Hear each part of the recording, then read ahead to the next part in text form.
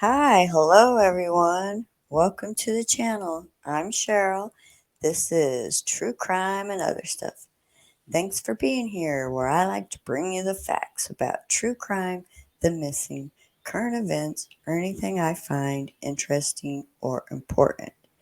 Today, I want to take a look at Rex Heuermann, the accused Long Island serial killer. He's been indicted for 2 more killings, and I want to also talk about his daughter. So we're going to watch a few news clips and I'll talk about it. So thanks for being here. Here we go. Island serial killer case, prosecutors will reportedly announce new charges against Rex Heuermann in the murder of a fifth woman. Word of the new indictment follows searches at Heuermann's home and a wooded area where the remains of 2 women were previously found. Here's ABC's senior investigative correspondent, Aaron Katersky. The alleged serial killer charged in Long Island murders that happened more than a decade ago is due in court 48 hours from now, when Newsday reports he'll face charges in connection with a fifth victim. Rex Heuermann, the architect and father, is already charged with killing 4 women he had solicited for sex. The bodies of Megan Waterman, Melissa Bartholomew, Amber Costello, and Maureen Brainerd Barnes were found wrapped in burlap near Gilgo Beach in 2010, where authorities later found 6 additional sets of remains. Maureen was a mother of 2 amazing children, and they will forever be without their mother. The case had gone largely cold until Heuermann's arrest last July. Authorities said they linked him to the murders through his distinctive car and DNA lifted from pizza crust found in the garbage outside his office. Do you have anything to say about why you're here today? Heuermann's wife, Asa Ellerup, filed for divorce shortly after his arrest, and authorities have cleared her in the case. Investigators dug up the backyard of the family home, searching for evidence, and recently returned without explanation. They also recently searched a wooded spot farther east on Long Island where human remains had previously been found. There were a number of necessary investigative steps that were taken. You pointed out just some of them. And Thursday, you will see the fruits of that investigation. Not have a clear picture of Heuermann's life between the time the bodies were discovered at Gilgo Beach and the time of his arrest last July. And they're still working to determine, Trevor, whether they can connect him to any missing persons cases or other unsolved crimes. Trevor? Aaron Katersky for us out on Long Island. Aaron, thank you very much. An investigation is underway in Nebraska after an apparent shocking mistake in a wooded area where the remains of 2 women. Wow, that's crazy. Rex could be the modern day serial killer that'll go down and everybody will be talking about him. Yay. No, just kidding. This next video is about Rex being they have photos of him being in the same area where some of the bodies were found. Okay, let's take a look at this one. Showing a younger Rex Heuermann from 2006, placing him at a gun club close to where 2 dismembered bodies were found. This is in a remote part of Suffolk County, New York. I want to take you to this. You can see Heuermann at the gun range. Now, a shooting instructor now coming forward saying Heuermann was a gun enthusiast who regularly competed at the Peconic River Sportsman's Club. Now, police already visiting this gun club, we know, asking for the records there since the 2 dismembered bodies were found nearby in Manorville Woods. Now, investigators believe Heuermann was at the gun club the day before Jessica Taylor disappeared. And Nicole, we're also tracking this right now. An attorney connected to victims in the Gilgo Beach murders holding a news conference today, making many assertions, including that the Heuermann's family may be involved. This is despite police saying the family was out of town at the time of the murders. Now, Heuermann, the married father of 2, was first charged in the murder of 4 women known as the Gilgo 4. We know, though, just last week he was also charged in the deaths of Sandra Castilla and Jessica Taylor, who were found dead in those woods near the gun club, bringing the total to 6 victims. He's now accused of killing. Of course, we'll keep tracking this, Nicole. All right, Natasha, thank you. I'd like to welcome in now Misty Maris, legal analyst and trial attorney, for some more legal perspective on this. 6 victims. This is in a remote part of way Suffolk. More. This is in a remote Oh part my of goodness. Suffolk. Stop. I tell you what, I have so many problems. It's not even funny. Bad lighting, third microphone. Let me tell you, the struggle is real. Okay, this next one, I don't even know. I know it's about Rex Heuermann. I don't even think I've watched it yet, so let's listen.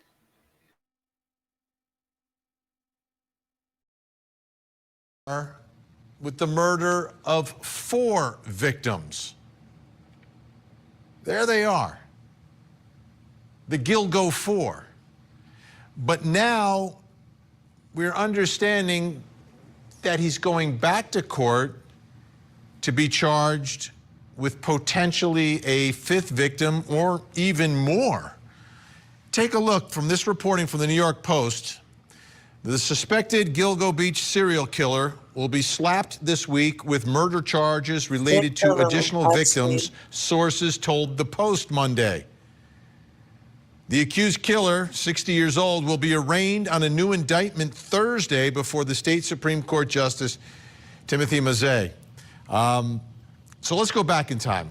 How did this all start? It started with Shannon Gilbert. She went missing in May of 2010, and this led to a search in the area where she was reported missing, and there was a discovery of several bodies. December 11th, 2010, while searching for Shannon, they discovered the remains of Melissa Barthelemy.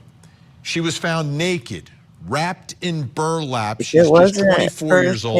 Was last seen alive in her basement apartment July 12, 2009. Who knows? She was the first of the How did Gilgo he 4. get away with it for 2 so days long? later, December 13th, the rest of the Gilgo 4 are discovered, all of which were also found nude, wrapped in burlap. Maureen Bernard Barnes, 25 years old, who went missing July 6, 2007. Amber Costello, 27 years old, last seen leaving her apartment September 2nd, 2010. Megan Waterman, 22-year-old, mother of 1, last seen June 6, 2010. Now, we flash forward to March 29th, 2011. While searching an area along Ocean Parkway, police discovered the skull, hands, and right forearm of Jessica Taylor, 20 years old. But her torso had been discovered already in a wooded area in Manorville back on July 26th of 2003, 40 miles away, and years before. April 4th, 2011, just a few days after police discovered the partial remains of 3 more victims, a toddler identified as a little girl estimated to be about 2 years old. John Doe, an Asian man estimated to be between 17, 23 years old, remains the only victim yet to be identified, but was found wearing women's clothing. Valerie Mack, 24 years old, last seen in New Jersey in 2000. Authorities found her skull, hands, and right foot. And like Jessica Taylor, her torso was also discovered in the Manorville woods back in September of 2000. So you had Jessica Taylor and Valerie Mack, both who had partial remains that were found in this search. Now, April 11th, 2011, 1 week later, 2 additional sets of human remains were found in Nassau County. Peaches, given the nickname because of Peaches' tattoo she had, an African-American woman whose partial remains were first discovered in Hempstead Lake State Park. Through her DNA, she was identified to be the mother of the toddler who was found. And then Karen Vergata, 34 years old, when she disappeared on Valentine's Day, 1996. Her partial remains were discovered on New York's Fire Island in 1996, about 15 miles away. Long known as Jane Doe number 7, she was finally identified August of last year. Now, later that year, December 13th, 2011, finally police discovered the original victim. The reason all of this was uncovered, Shannon Gilbert. She had gone to meet a client at his home on May 1st of 2010, had spoken with 2 neighbors before she disappeared. Now, let's get back to that reporting from the New York Post. The indictment is related to additional victims. So that's crazy. If it wasn't for her, Shannon Gilbert, they might not have found the other ones. And it took so long to find her, which is another weird story. Wow. This is the kind of story that they write books and movies about. I wonder what they're going to come up with. It's crazy. All right, let's listen to some more.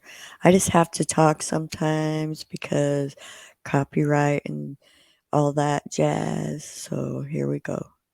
Including one found in North Sea, a community in Southampton, which was recently searched by investigators. Let's take a look at the map. You've got Gilgo Beach, and then Gilgo Beach to the North Sea, and up in the North Sea, you can see where it is, all the way on the other end. Not easy to get to, right? You're not going to walk there by any means. And then Sandra Castilla, she was found there. So who is she? She's 28 years old. She was discovered beaten and strangled on November 20th of 1993, has long been thought to be the victim of a different killer, okay? So they're investigating this part, right? Searches in this part, but we go back to... Which is crazy. They could have like 2 killers or even more. This is ridiculous. Oh my goodness. Okay, here we go.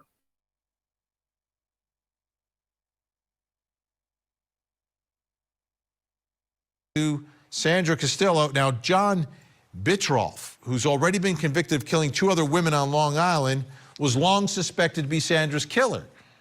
But the question is, because you've got to focus on this area, are they looking at Sandra Castillo as a potential victim of the Long Island serial killer? Let's get back to more reporting from the New York Post. Authorities have also recently focused again on the area in Manorville. Remember, that's where the partial remains of 2 of the Gilgo Beach victims, Jessica Taylor and Valerie Mack, were found over 2 decades ago. It was unclear, though, if he's expected to be charged with one or both of those murders, sources said. Again, Gilgo Beach to Manorville is about 40 miles away. Jessica Taylor, Valerie Mack's torsos were found in Manorville, and then more remains were found years later on Gilgo Beach. So what is going on here? We need someone who's been in the middle of all this as an advocate for some of the victims here. The attorney representing the family of Shannan Gilbert, John Ray, is back with us. John, great to see you. Thank you so much for joining us tonight. Discovery of several bodies, December. Okay, so we're going to pause there, which I lost my spot because I'm not that good at this yet. We're going to watch the video, I think, of the lawyer, which is pretty scary. I really believe he believes what he's saying. I don't know if I believe what he's saying. Maybe she's just like, serial killer's daughter, and she might have seen stuff. Who knows? But let's hear this. Oops. Devils. They're evil. The Hoyermans are part of that package. A strange and often disturbing news conference was held last week, suggesting the family of accused Gilgo Beach serial killer Rex Heuermann of also showing interest in these savage crimes. We're breaking down these latest allegations and whether there's really anything there. Welcome to Sidebar, presented by Law and Crime. I'm Jesse Weber. Hey there, everybody. This is a Law and Crime legal alert. Google incognito. We should also tell you that no charges have been filed against Victoria or Asa, and there's no evidence that she or Asa or anyone in the family is under investigation by law enforcement in any way. Why? Well, Suffolk County prosecutors have said repeatedly that they do not believe Heuermann's family was involved in any way with these crimes. In fact, there's evidence that they were out of town when the murders were committed. But Ray has long believed that there is no way Heuermann's family didn't know what he was up to or what he allegedly was up to. Remember, according to charging documents, Huerman often visited prostitutes and was interested in it is brutal kind of hard to pornography. believe. If prosecutors are correct about that, Huerman has been killing women and chopping up their bodies for decades. So how could it be possible that his family didn't know? That's a fair question. Having said that, though, how many times do we see cases where people do lead double lives and their families are none the wiser? That's Putting that to the side. too. Many people involved in this case, including attorneys for some of the victims, they have blasted Mr. Ray for this news conference, calling it reckless, ill-conceived, just flat out false. So what we're going to do is we're going to play you some of the comments made by John Ray. Let's take a listen. Rex Huerman's porn is matched by his daughter's tastes, his daughter's work. You will see that we are not talking here about, what should I call it, merely murder. I say it ironically. We're talking about people who are involved and interested in torture, horrifying torture of the people we know are now dead, and many more yet to come. We are talking about the potentiality of cannibalism, hardcore. We are talking about the use of porno to effect what has happened. Okay, this is the first time we have ever heard mention of cannibalism in connection with these already gruesome deaths. So how did that come up? Well, much of the news conference focuses on Victoria and her activity online. And while Ray's team says most of Victoria's online presence has been scrubbed, her Tumblr page still had content. Ray handed out packets to reporters at the news conference that contained photos of artwork connected to that Tumblr page. Much of it is just way too graphic to show you here, but Ray's team seems to be trying to make the connection between Huerman's apparently deviant lifestyle and the culture that his daughter was allegedly immersed in. But by the way, only one of the pieces of graphic or violent artwork shown was actually created by Victoria. That's according to Ray. That piece apparently depicted a person who was half-eaten. The other pieces were posted to Tumblr pages that Victoria simply followed. Ray says Victoria followed many content creators that posted sadistic and cannibalistic things. So you can see how he's trying to make a connection here, or you can see how he's seemingly trying to make a connection here. And then Ray also commented on how Victoria presents herself to the media. The evidence that we have suggests that we've been sold a story by the Huerman family. Take a look at the first page and the picture that's he might not be wrong, but that's he might not be right. Victoria Huerman, as she tried to appear to the press when you first confronted her at the home in Massapequa Park. There she is in her little girl's uniform. She's 27 years old with a school bag draped over her. Her hair in a nice little bun. Very innocent looking person. The other picture is also Victoria Huerman, as she really is, as she portrays herself on the internet, as she actually looks. That's two different people. We've been sold a bill of goods.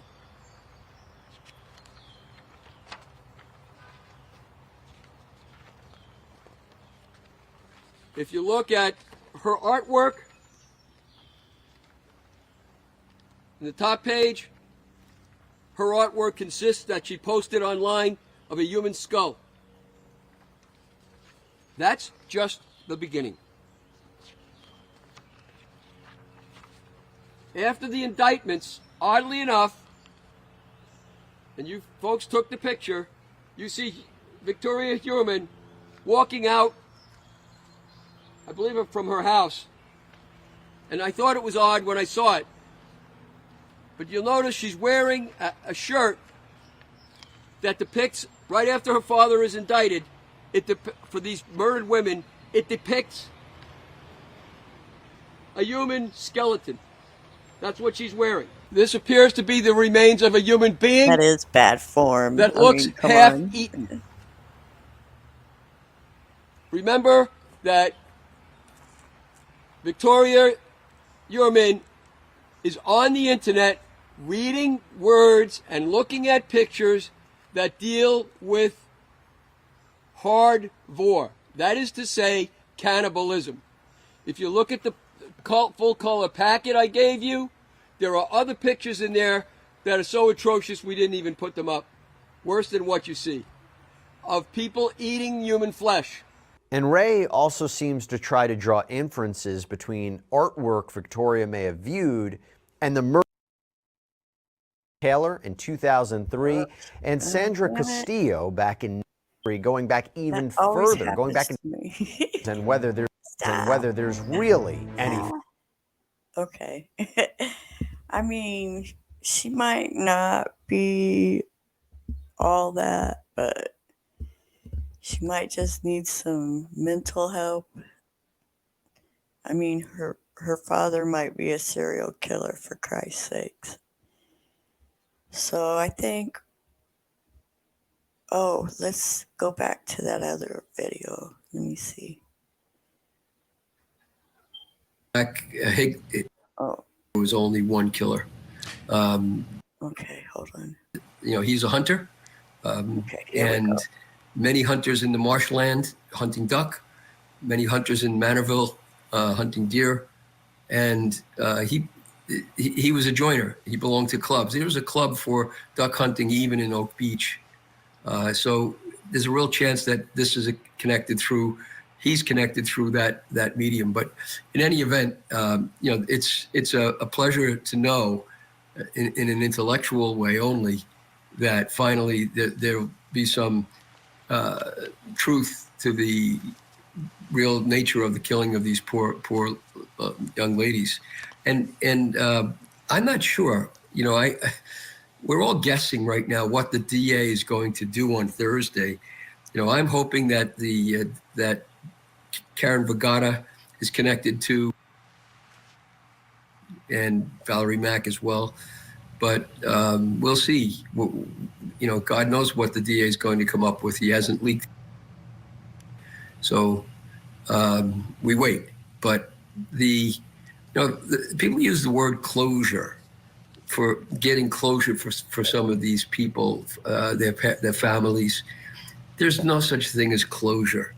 Do you think when you lose your little baby, your little child, that things close because truth is discovered? No, you suffer pain. This brings back memories. This rubs in. It's disgusting to see. But that book it's an avant-garde book for cults and cultish organizations. So why is it there? Why is it on the kitchen table? And we heard the lawyers for Mrs. Ellerup and her children saying, well, they don't know that any book was there. They didn't know about that. And anyway, it's not a crime to read a book. Well, nobody ever said it was a crime to read a book. Yeah. But there's something really, really wrong here. Something going on. That needs to be looked at separately. Yes, there is. Absolutely. John Ray, always great to get your insight. And I'm sure after all the developments later this week, we will speak again. Wow, thank you so much. That's kind of interesting. My pleasure. When we come back, they're ready. Time to bring the think tank. Okay, that's enough of that. All right, so I'm gonna let you go for now, and when I get more information, we'll do another video. Thanks for watching my videos, and have a good day. Peace. Hey bros, what's going on? This is Cotton Eye. Be sure to subscribe to my channel if you haven't already, because subscribing makes you feel good.